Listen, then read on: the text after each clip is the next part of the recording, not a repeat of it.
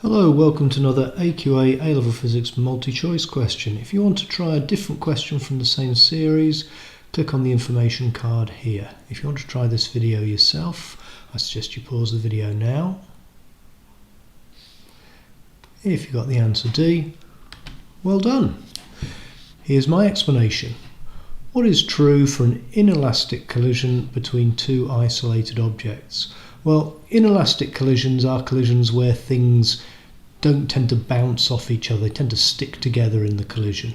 What actually is happening is normally there's some plastic deformation taking place. So for example, when cars bump into each other, or if you have dynamics trolleys at your school or college, it's where two trolleys, one of them has a bit of blue tack or plasticine attached to them, so there's some sort of deformation taking place.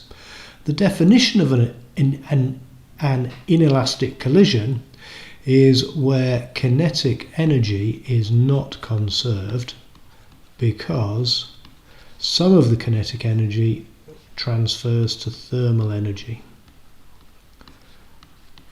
So when we plastically deform the metal of a car during a collision, that metal actually gets a little bit warmer. Some of the kinetic energy is lost to thermal energy. So let's have a look at these possible questions. The total momentum and total kinetic energy are conserved. No, the total momentum is always conserved in any collision, whether it's inelastic or elastic collision.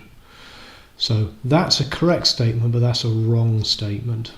Neither the momentum or total kinetic energy is conserved. No, as I said, momentum actually is conserved, but kinetic energy is not conserved. Only the kinetic energy is conserved. No, kinetic energy is not conserved. Only momentum is conserved. Answer D, ta-da! Only momentum is conserved. That is the correct one. Okay, so I hope you found this video useful. If you did, hit that subscribe button please. Share with your friends, hit the like button and watch more of them in the series. Thank you very much for watching.